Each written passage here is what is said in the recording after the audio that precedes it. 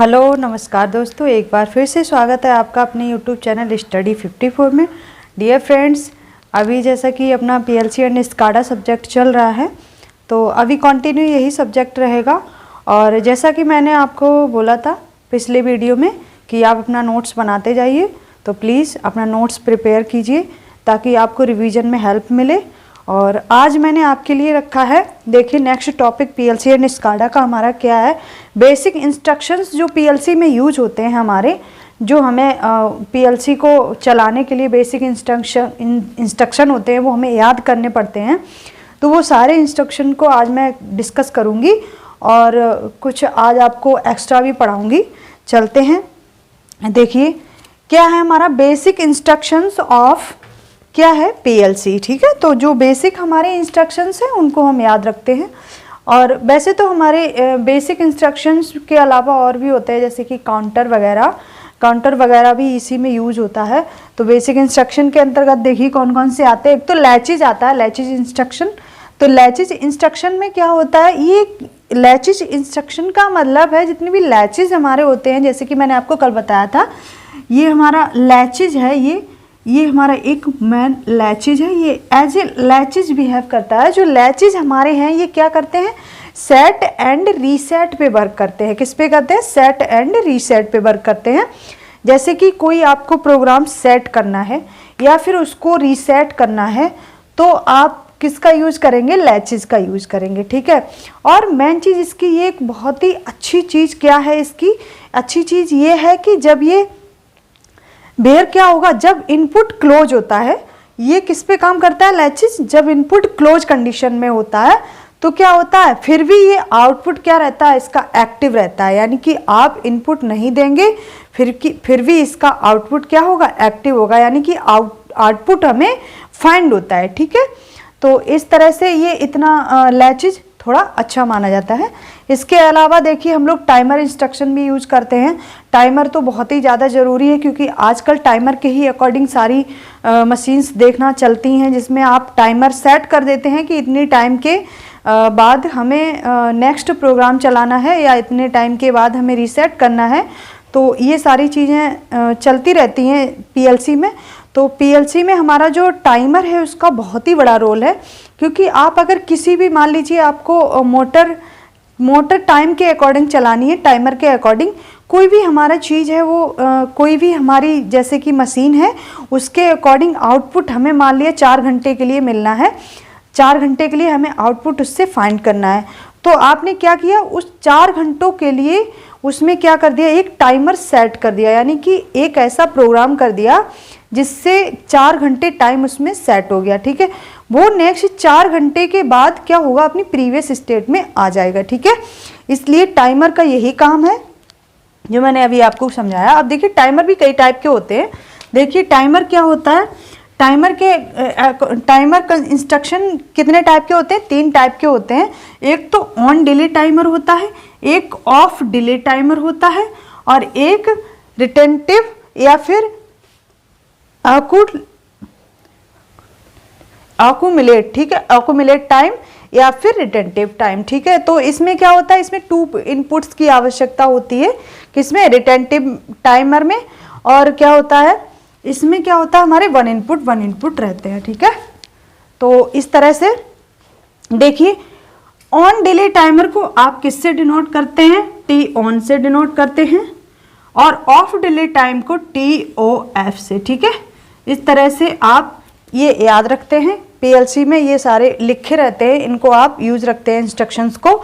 तो इस तरह से हमारे 3 हो गए इंस्ट्रक्शन। ठीक है, इसमें 2 इनपुट्स की आवश्यकता होती है। अब क्या होता है, देखिए जो टाइमर हमारा होता है, जो टाइमर होता है वो इसकी हम जो रेट सेटिंग निकालते हैं, टाइम सेट करने की, जो टाइमर की हम निकालते हैं कि कितना हमें टाइम सेट किया है, तो वो किसके अकॉर्डिंग निकालते हैं। ठीक है, तो setting time of the timer. ठीक है, सेटिंग टाइम ऑफ टाइमर क्या निकलेगा, देखिए बेस टाइम, जितना बेस टाइम है, जैसे कि बेस टाइम यानी कि आप 0 पॉइंट, देखिए बेस टाइम क्या क्या लेते हैं, बेस टाइम लेते हैं 0.01 सेकेंड या फिर 0.001 सेकेंड या फिर 0.0001 सेकेंड। ओके, बहुत ही एक माइनॉरिटी सा टाइम लेते हैं, क्या, बेस टाइम लेते हैं इसको। और देखिए प्रीसेट टाइम क्या होता है, मान लिया हमने प्रीसेट टाइम ले लिया 500 सेकेंड, ठीक है।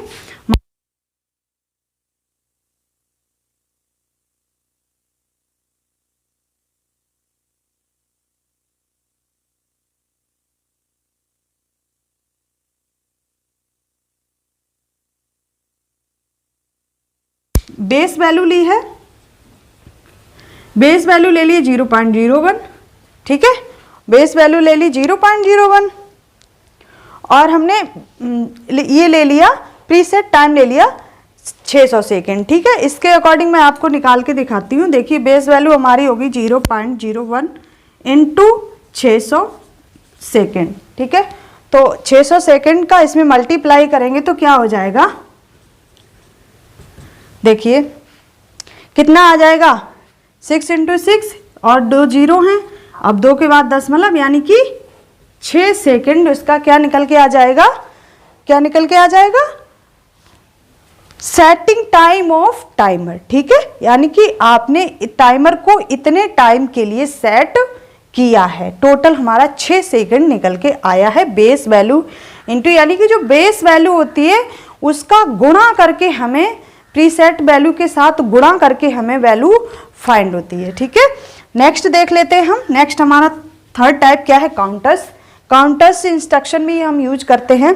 काउंटर्स का क्या काम है, जो काउंटर का भी यही काम है, ये प्रीवियस वैल्यू को भी मतलब प्रीसेट वैल्यू और जो हमारी नेक्स्ट वैल्यू होती है उन पे ये काम करता है। तो देखिए काउंटर 3 टाइप के काउंटर हमारे होते हैं, एक तो अप काउंटर होता है, एक डाउन काउंटर, एक अप डाउन काउंटर, ठीक है, अप डाउन काउंटर। तो इस तरह से अप काउंटर जो हमारा होता है वो क्या करता है, काउंटर से प्रीसेट वैल्यू तक ये क्या करता है, काउंट करता है, ठीक है। ये काउंटर हमारा क्या करता है, जो अप काउंटर होता है वो काउंटर से प्रीसेट वैल्यू तक काउंट करता है। इसमें कौन कौन से, देखिए इनको क्या कहा जाता है, CTU कहा जाता है, CTR कहा जाता है और C कहा जाता है, ठीक है। इस तरह से हमारा डाउन काउंटर जो होता है वो क्या करता है, प्रीसेट वैल्यू से 0 तक काउंट करता है। कहाँ से, प्रीसेट वैल्यू से 0 तक काउंट करता है। इसको किससे डिनोट किया, CTD से, ठीक है, CTD से। ओके, नेक्स्ट देखिए up down counter. Up down counter क्या करता है, काउंट करता है, ये काउंट अप भी करता है और काउंट डाउन भी करता है, यानी कि जो ये भी काम कर सकता है और ये भी काम कर सकता है। जो अप डाउन काउंटर होता है वो अप डाउन से ही मीनिंग निकल रहा है, अप और डाउन, यानी कि अप काउंट भी कर सकता है और ये डाउन काउंट भी कर सकता है, यानी कि दोनों काम ये कर सकता है। तो फिर इस तरह से हमारे 3 टाइप के काउंटर्स भी हो गए। अब इस तरह से मैंने काउंटर जो हमारे इंस्ट्रक्शंस हैं उसमें क्या किया है, हमने लैचेज भी पढ़ लिए, टाइमर भी पढ़ लिए और काउंटर्स भी पढ़ लिए। अब देखिए आपको एक चीज़ और बताती हूँ कि इससे क्वेश्चन कैसे बन सकते हैं। तो देखिए हमारा क्वेश्चन क्या बन सकता है, मान लिया क्वेश्चन में देगा इस तरह से, क्वेश्चन में दे देगा कि हमारा लैचेज इंस्ट्रक्शन है वो किस पे काम करता है, यानी कि सेट, रीसेट या प्रीवियस या नेक्स्ट, ठीक है। तो आपको वहां पर नेक्स्ट की जगह पे एक ऑप्शन ये लिखेंगे हम, सेट और रीसेट। तो आपको वहां पर क्या ऑप्शन लगाना है, डी ऑप्शन लगाना है, क्योंकि क्या करता है हमारा लैचेज जो है वो सेट और रीसेट वैल्यू पर वर्क करते हैं, यानी आप किसी भी वैल्यू को सेट भी कर सकते हैं और उसको अगेन रीसेट भी कर सकते हैं, ठीक है। तो इस टाइप का क्वेश्चन हमारा लैचेज से बन सकता है। और मेन चीज क्या पूछ सकता है कि जब इसका लैचेज में जब इनपुट क्लोज होगा तो हमें आउटपुट क्या फाइंड हो सकता है। तो देखिए इनपुट वहां पर आउटपुट दे सकता है कि आउटपुट 0 मिलेगा या 1 मिलेगा या वेरी हाई मिलेगा या लो मिलेगा। तो इस तरह से ऑप्शन दे सकता है, कुछ भी ऑप्शन बना सकता है, बट आपको वहां पे क्या लगाना है, एक्टिव रहता है यानी कि हाई रहता है, ठीक है। इस तरह से इसमें क्वेश्चन बन सकता है। आप देखिए टाइमर इंस्ट्रक्शन में क्वेश्चन देख लेते हैं किस टाइप से बनता है। तो टाइमर इंस्ट्रक्शन में ये टाइप दे सकता है कि टाइमर इंस्ट्रक्शन के कितने टाइप हैं, उनमें ऑप्शन में कोई एक टाइप दे सकता है। तो आपको ये timer on time delay, of time delay और रिटेंटिव और अक्यूमुलेट टाइमर याद रखना है, ठीक है। अब देखिए क्या निकलवा सकता है हमारी ये setting time off timer, timer की वैल्यू, आप टाइमर का टाइम कैसे सेट करेंगे, इसकी वैल्यू टोटल कैसे निकालेंगे, ये भी पूछ सकता है क्वेश्चन में। तो ये आपको फॉर्मूला याद रखना है, ठीक है। इस तरह से मैंने ये भी बता दिया। अब देखिए काउंटर्स में क्या पूछ सकता है कि जो हमारा अप काउंटर है वो कहाँ से कहाँ तक वैल्यू हमारा काउंट करता है। तो ये काउंटर से प्रीसेट तक करता है और डाउन काउंटर प्रीसेट से 0 तक करता है। अप डाउन काउंटर क्या करता है, काउंट अप भी कर सकता है, काउंट डाउन भी कर सकता है। तो ऑप्शन में आपसे इनसे क्वेश्चन बनेंगे तो यही पूछ सकता है कि कहाँ से कहाँ तक वैल्यू काउंट कर सकता है। तो आपको यही याद रखना है बस। आगे नेक्स्ट, हाँ आज यहीं तक, और नेक्स्ट मैं आपको नेक्स्ट वीडियो में पढ़ाऊंगी। तब तक के लिए नमस्कार, have a nice day. And dear friends, अगर आप मेरे चैनल पर नए हैं तो प्लीज़ मेरे चैनल को सब्सक्राइब कर लीजिए, और अगर आपको मेरे वीडियो हेल्पफुल लगते हैं तो प्लीज़ अपने फ्रेंड सर्कल में ज़रूर शेयर कीजिए। और डियर फ्रेंड्स, बहुत ही जल्द एसएससी जेई और आरआरबी जेई की वैकेंसी आने वाली है। तो मुझे आपको ये सूचना देनी थी कि आप अपने नेक्स्ट एग्ज़ाम के लिए प्रिपेयर रहिए। आपको जो टारगेट करना है एग्ज़ाम, उसके लिए आप जी जान से मेहनत कीजिए। और डियर फ्रेंड्स, नॉन टेक का पार्ट भी बहुत जल्द मैं आपको देने वाली हूँ। तो बस आप कंटिन्यू मेरे साथ बने रहिए और अपने नोट्स को ज़रूर बनाइए अच्छे से, ताकि आपकी और मेरी कम्युनिकेशन में थोड़ा मैच हो सके और आगे आप रिवीजन करें तो आपको मेरा पढ़ाया हुआ याद आए, तो आपको रिवीजन करने में थोड़ा हेल्प मिले, आप भूलें ना जल्दी। तो ये सारी चीज़ें। और डियर फ्रेंड्स, रिकॉल करना बहुत ज़रूरी है। कोई भी टॉपिक है आप उसको एक पेज पर लिख लीजिए, उसकी सब हेडिंग्स, और उनको आप कोई भी काम कर रहे हैं A to Z, तब आप उसको रिकॉल कीजिए, माइंड में उसको रिकॉल करिए बार बार। जब आप बार बार उस टॉपिक को रिकॉल करेंगे तो आपको वो सारी चीज़ें माइंड में बन के आ जाएगी पिक्चर के रूप में। तो ये याद रखने का बहुत ही बेस्ट तरीका है, और इसी तरह से मैं आपको मोटिवेट भी करती रहूँगी। और डियर फ्रेंड्स, आपके लिए आज के लिए मोटिवेशन लाइन में बस इतना ही कि रिकॉल करते रहिए। चलिए मिलते हैं नेक्स्ट सेशन में। ओके।